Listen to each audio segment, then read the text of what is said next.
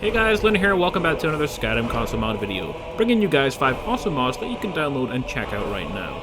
I will try to make all the mods in these videos as new as possible, but if we don't have any mods, I will add in some older but cooler mods that are worth checking out. Today we have 5 brand new mods to look at, 2 for PS4 and 3 for Xbox One. So let's not waste any time and jump straight to our first mod of the day. Our first mod is a fix to all the followers and companions in game. It seems as though it doesn't matter what type of player your companion is, they seem to have a random bow and arrow equipped on them, and they randomly use it. However, look at their inventory and there is nothing there. Well, with this mod, the bow and arrow in their inventory is now visible, and you can remove it if you want to, making NPCs who shouldn't be using a bow and arrow actually use weapons they're supposed to use. Like the follower in my video, he's supposed to use two-handed sword, but he randomly uses the bow and arrow when he gets too far away from the enemy, but now that will no longer happen. Our second mod of the day replaces some missing game mechanics. This is a simple mod and it's part of a series of different mods that add back into the game missing game mechanics, but we're just going to show off one of them in this video. This mod adds back to the game eating, drinking and sleeping mechanics that were removed by Bethesda for some reason. Eating, drinking and sleeping seems rather pointless in vanilla Skyrim, as health, magicka and stamina all regenerate on their own after a short period of time anyway. In this mod, eating, drinking and sleeping all control the speed at which health, magicka and stamina now regenerate. Neglect your bed or your stomach and they will no longer regenerate at all. The mod will start when you first eat something that adds to the regeneration speed. If you want to know exactly what things are changed, then whenever you eat or drink anything, check your powers menu and all the benefits from eating and drinking will be listed in there. Overall, not a big change, but a useful one that makes eating, sleeping and drinking actually useful in the game. The next mod is a fun one, and it's the playable Reckling Race. We've seen the Reckling follower mod before, but now you can become one yourself.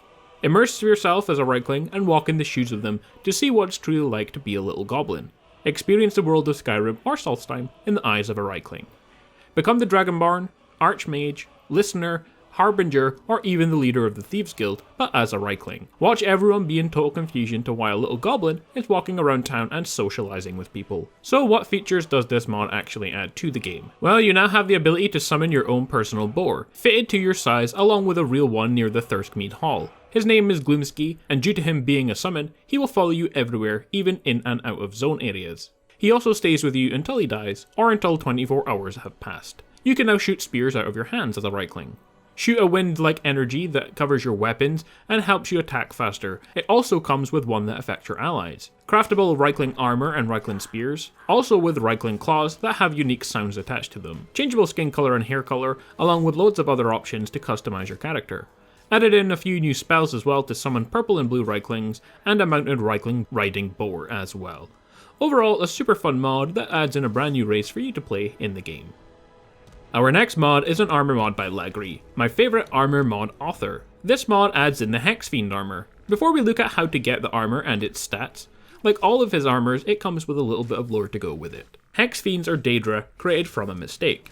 They were made by a man called Igrel. He became the god and used them for his bidding. Tough, they are different from any other Daedra, since a man can become one. Only prove your worth to them and become one of them yourself. So how do you actually acquire this armor for yourself? Go to the Fiendish Void located on your map.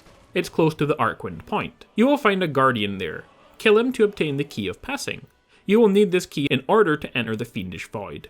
When you enter, you will be able to find the Hex Forge.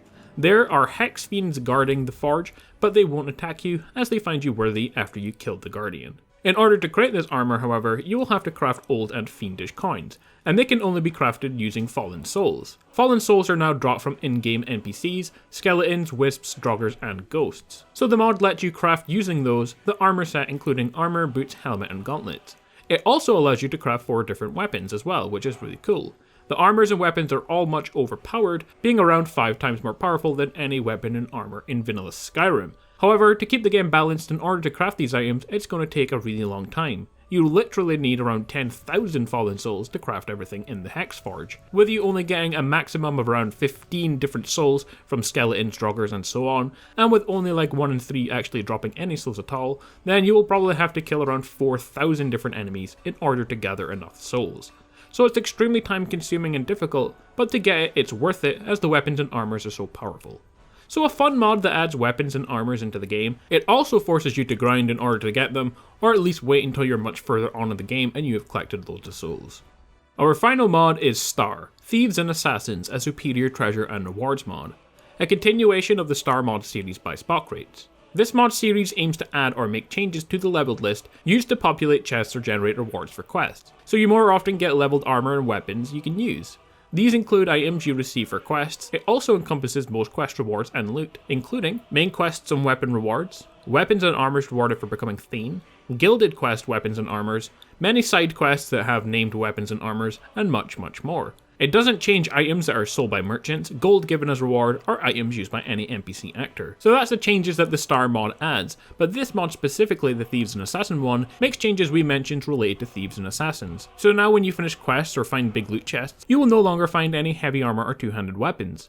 You'll loot light armor, one-handed weapons, daggers, and bows. When you are rewarded for quests, you'll get the same. Enchanted armor and weapons received will also be light, one-handed daggers, and bows. Now the mod doesn't change it so you get specific things for Thieves and Assassins, it simply removes the two-handed and heavy armor sets so that you no longer get things that you definitely won't use.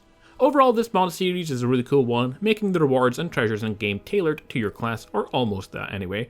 It makes the game much more fun, actually finding items that you can actually potentially use for your character. Well guys, there we have it, 5 brand new awesome mods that are worth checking out. Like I said at the start, I will try to add as many newer mods to these videos as possible, but if we don't have any new ones, I will start to go back over some of the older but cooler ones I missed in previous videos. And I will try my hardest to include PS4 mods. If you enjoyed the video, like, comment, and subscribe, and I will see you all later today for another Skyrim console mod video. See you all then.